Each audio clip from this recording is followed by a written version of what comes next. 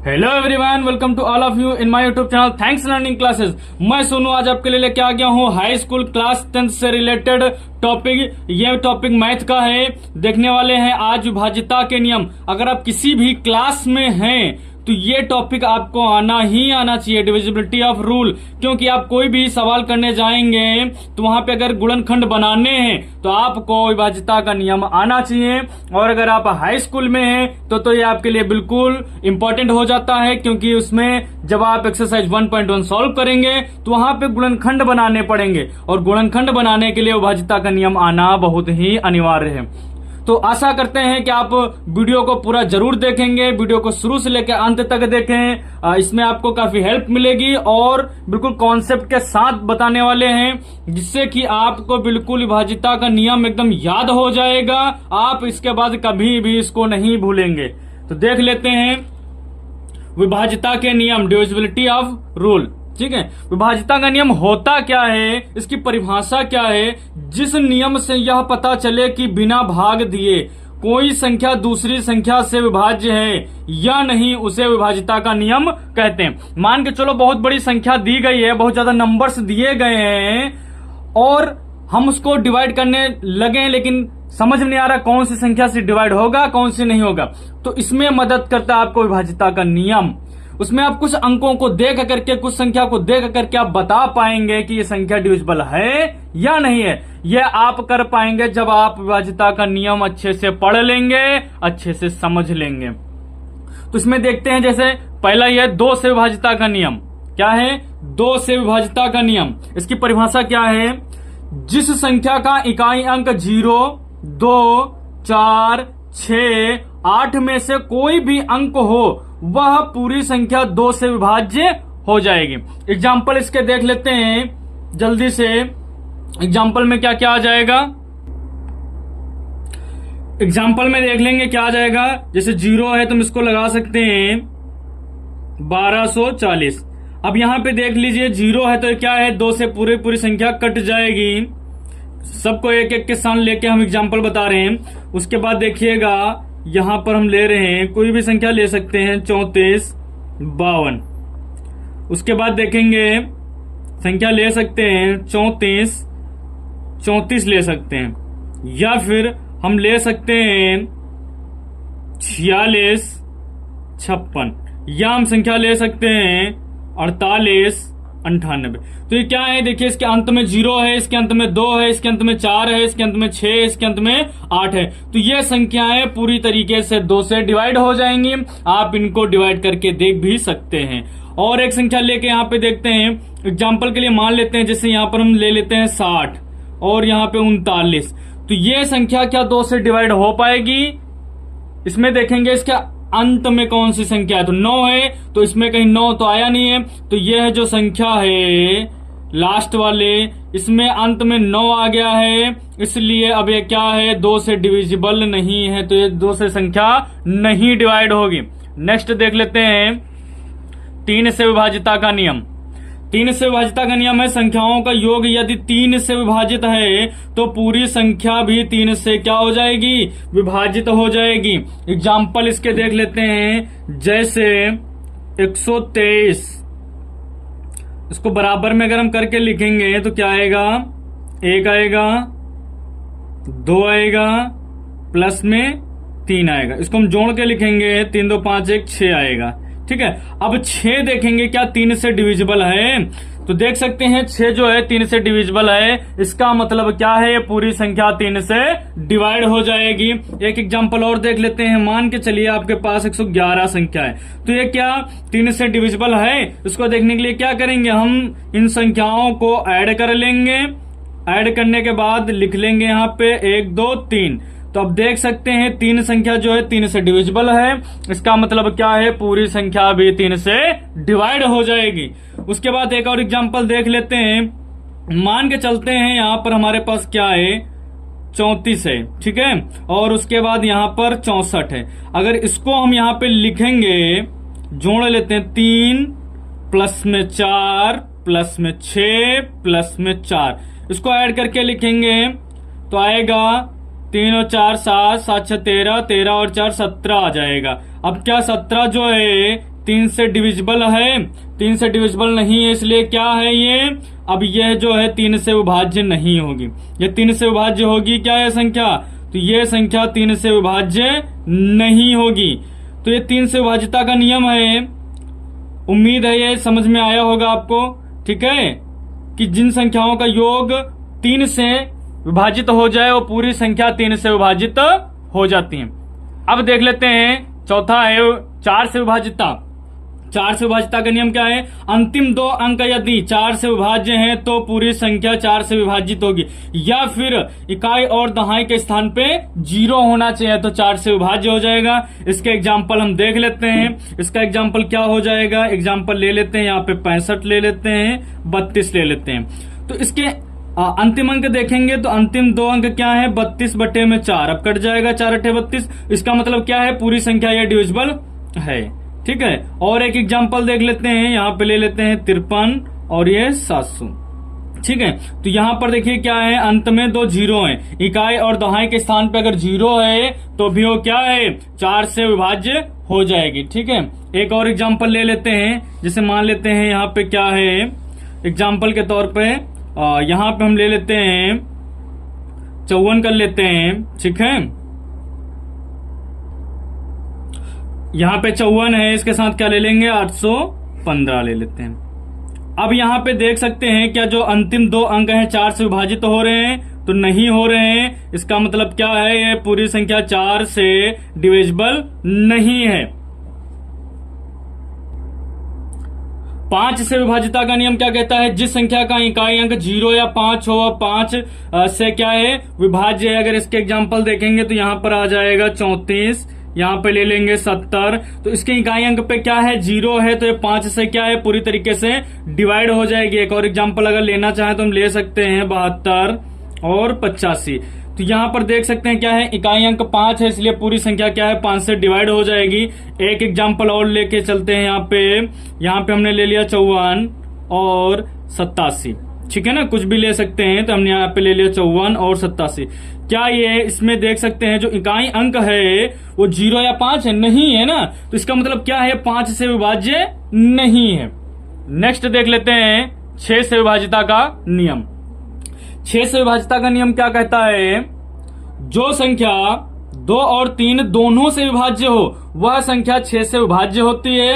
Example के लिए हम देख सकते हैं यहाँ पर 12 कैसी संख्या है, 2 से भी कट जाएगी और ये 3 से भी कट जाएगी, इसीलिए 6 से क्या है, विभाज्य है। उसके बाद एग्जाम्पल देख सकते हैं 36, ठीक है, 36 भी क्या है, 2 से विभाज्य है, 3 से विभाज्य है, इसलिए क्या है, 6 से विभाज्य हो जाएगी। उसके बाद देख लें, अगर हम एग्जाम्पल लें अलग से एक, तो 44 यानी 44 ले सकते हैं। अब यह क्या है, 2 से तो विभाज्य हो जाएगी, क्या 3 से विभाज्य हो पाएगी, 3 से विभाज्य नहीं हो पाएगी, इसीलिए क्या है, ये 6 से विभाज्य नहीं है, ठीक है। अब नेक्स्ट देख लेते हैं 7 से विभाजितता का नियम क्या कहता है। 7 से विभाजितता का नियम, जिस संख्या के इकाई अंक के दुगुना और शेष बची अंकों से बनी संख्या का अंतर 7 हो, 7 से विभाज्य हो, तो वह संख्या भी 7 से विभाज्य होगी। एग्जाम्पल के माध्यम से समझाने का प्रयास करते हैं। एग्जाम्पल हम यहाँ पे ले रहे हैं 812 बराबर, ठीक है, क्या कह रहा है, इकाई अंक दुगुना होना चाहिए। कितना होना चाहिए, इकाई अंक को हम यहाँ पर दुगुना कर रहे हैं, 2 है तो हम इकाई अंक को क्या कर रहे हैं, दुगुना कर रहे हैं। शेष बची अंकों की संख्या का अंतर, तो अब कितनी संख्या बच गई है, यहाँ पे 8 बच गया, 1 बच गया, तो 81 बच गया है। इसका अंतर हम कर लेंगे, अंतर करेंगे तो कितना आएगा, 2 दूनी 4 आएगा। ये यहाँ पे लिख लेते हैं 81 माइनस में 4, तो इसको माइनस करके लिखेंगे, कितना आएगा, 77 आ जाएगा। घटा देंगे, कितना आएगा, 77। अब 77 देखेंगे, 7 से डिविजिबल है, तो 7 से डिविजिबल है, इसका मतलब अब पूरी संख्या क्या है, 7 से डिवाइड हो जाएगी, ठीक है। एक एग्जाम्पल और देख लेते हैं, इसका एक एग्जाम्पल लेके चलते हैं, इसका 934। इसमें अब देखते हैं 93 ले लेंगे और अंतिम अंक को क्या करना है, दुगना करना है। अंतिम अंक को क्या करना है, दुगना करना है। तो ये हमारे पास आ गया कितना, 93, और यहाँ पे आ गया 4 दूनी 8। इसको अब हम क्या करेंगे, यहाँ पर माइनस करके लेके चलेंगे तो कितना आ जाएगा, इसका आ जाएगा, माइनस करेंगे तो 85 आ जाएगा। ठीक है, तो यहाँ पे हमने लिख लिया 85। अब क्या 85 7 से डिविजिबल है? नहीं है। ठीक है, ये 7 से क्या है? डिविजिबल नहीं है, इसीलिए क्या है, ये 7 से संख्या विभाजित नहीं होगी। बात क्लियर है?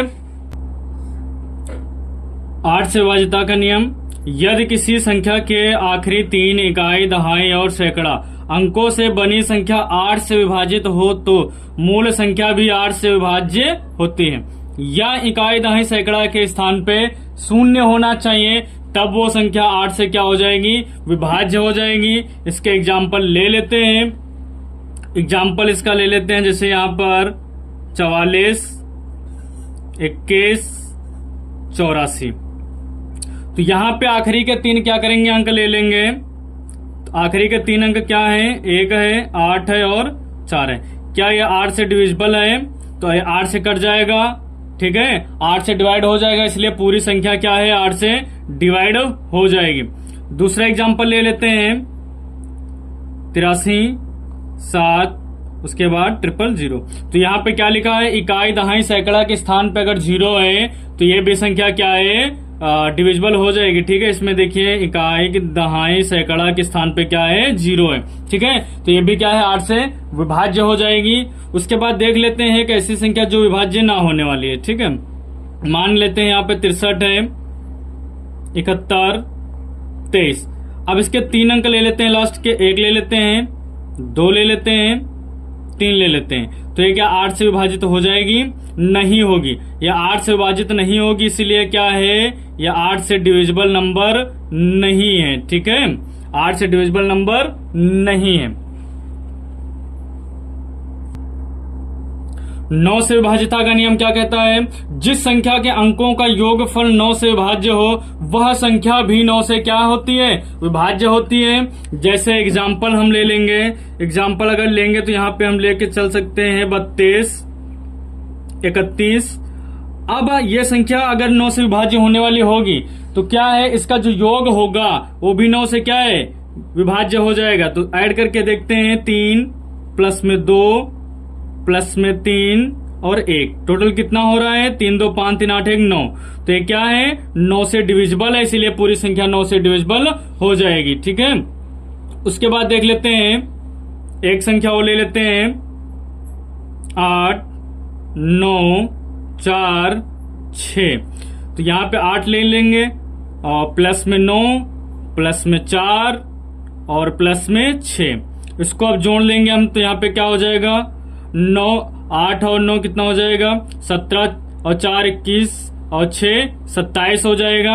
अब 27 क्या 9 से डिविजिबल है? तो 27 9 से डिविजिबल है, तो इसका मतलब क्या है? पूरी संख्या भी 9 से डिवाइड हो जाएगी। एक एग्जाम्पल और ले लेते हैं, एक एग्जाम्पल ले लेते हैं। यहाँ पर मान के चलते हैं 6, 3, 7, 1 और यहाँ पर 3 है। ठीक है, ये हम इसकी संख्या क्या किए? इतनी संख्या लेके चल रहे हैं। इनको अब हम यहाँ क्या करेंगे? जोड़ लेंगे। 6 प्लस में 3 प्लस में 7 और प्लस में 1 प्लस में 3। तो इनको हम जोड़ लेंगे। 6 3 9 और 9 7 यहाँ पे हो जाएगा 16, 1 17, 17 3 20। तो अब क्या 20 9 से डिविजिबल है? नहीं है, इसलिए क्या है? ये वाली संख्याएं 9 से विभाज्य नहीं होंगी। ठीक है, अब देख लेते हैं 10 से विभाजिता का नियम। 10 से विभाजिता का नियम क्या कहता है? जिस संख्या का इकाई अंक 0 हो वह संख्या 10 से विभाज्य होती है। यानी कि इसके एग्जाम्पल क्या हो जाएंगे? जिसमें लास्ट में 0 होगा। ठीक है ना, तो ये क्या है? इसको हम ले लेंगे 48, उसके बाद 30, कुछ भी ले सकते हैं। इकाई अंक क्या है? 0, इसका मतलब ये क्या है? 10 से विभाज्य हो जाएगी। उसके बाद ले लेते हैं यहाँ पर 74 और 40, इसमें भी क्या है? 0 है, ये भी क्या है? 10 से विभाज्य। एक एग्जाम्पल और ले लेते हैं जो इससे नहीं कटने वाला है। यहाँ पे ले लिए 63 और यहाँ पे 47। ठीक है, तो अब 63 और 47 ले लिए, तो यहाँ पे लास्ट में क्या है? 7 आया हुआ है।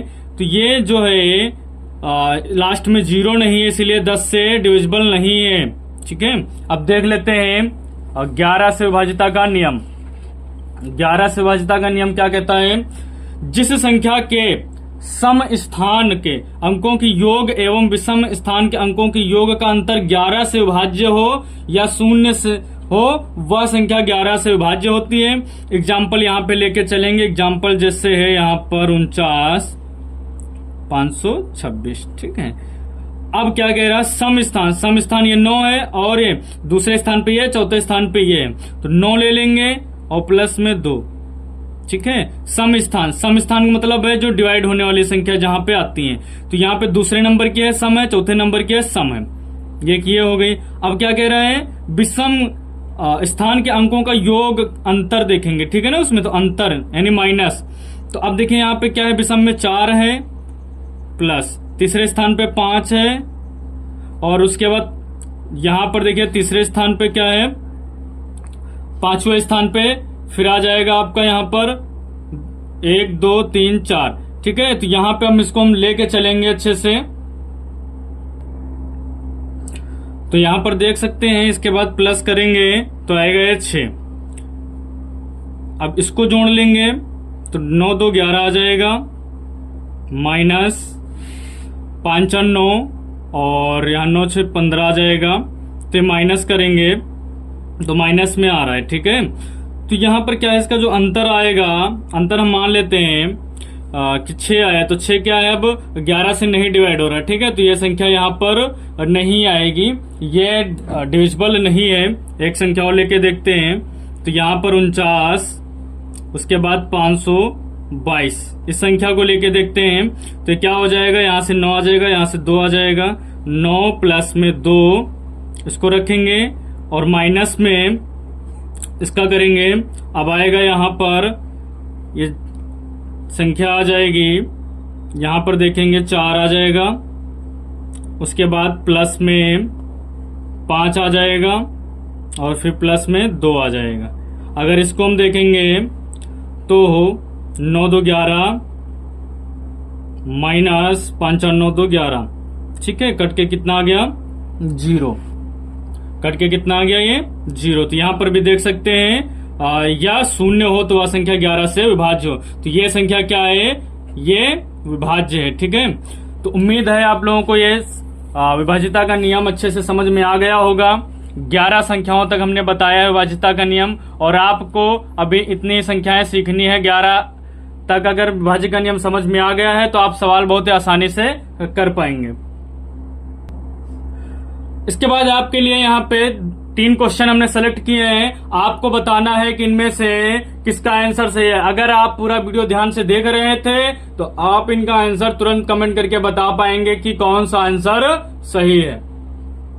पहला क्वेश्चन, निम्न में से कौन 2 से विभाज्य संख्या है। आपको ऑप्शन देखने हैं और बताना है कौन से 2 से विभाज्य संख्या है। यह पहला क्वेश्चन। और ये रहा दूसरा क्वेश्चन। दूसरा क्वेश्चन है, निम्न में से कौन 5 से विभाज्य है। ये रही आपकी संख्याएं, 4 ऑप्शन। इसमें से बताइए कौन सी 5 से विभाज्य संख्या है। क्वेश्चन नंबर 3 देख लेते हैं। यह क्वेश्चन तीसरा है, निम्नलिखित संख्याओं में से कौन सी संख्या 9 से विभाज्य है। आपको नियम याद है, आप नियम देखिए और उसके बाद सवाल को अच्छे से करिए। अगर वीडियो पसंद आता है तो वीडियो को लाइक करें, शेयर करें। अगर अभी तक चैनल को सब्सक्राइब नहीं किया है तो चैनल को कर लें सब्सक्राइब, बेल आइकन को कर लीजिए प्रेस, जिससे कि कोई भी वीडियो अपलोड हो आपके पास सबसे पहले पहुंचे और आपकी तैयारी हमेशा आगे और बेहतर रहे। तो उम्मीद है आपको वीडियो पसंद आया होगा। मिलते हैं फिर नेक्स्ट क्लास में, तब तक के लिए टाटा बाय बाय, जय हिंद जय भारत।